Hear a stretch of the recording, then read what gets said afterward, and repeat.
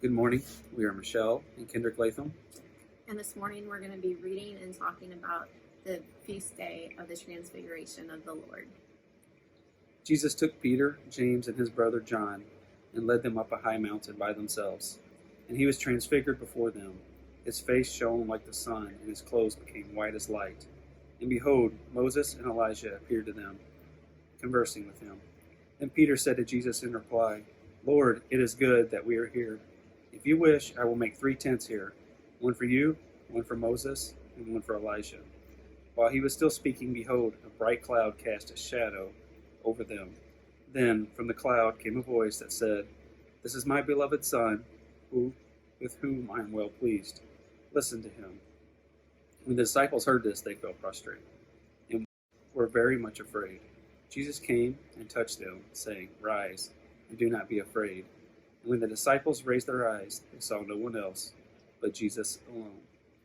As they were coming down from the mountain, Jesus charged them, Do not tell the vision to anyone until the Son of Man has been raised from the dead. Part of the reading that stuck out to me was listen to me.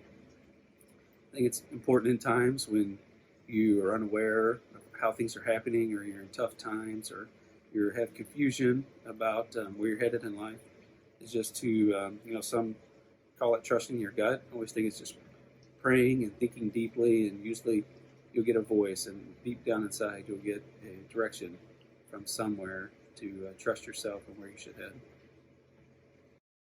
Also, what stood out to me is, of all the things that God could have said, he said, listen to him. So that made me think about, how do we listen to Jesus? And for me, that's reading the gospel readings. It's also making sure that we have quiet time so that we can hear Jesus. And then the other thing I thought about is, as we listen to Jesus, what is Jesus calling us to transfigure in our life?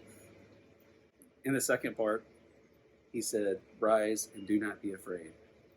So I know a lot of us are in a storm in our life, whether it's moms like me, worried about what the school year is going to look like for our children, or maybe we have a sick one, or maybe we've lost a job.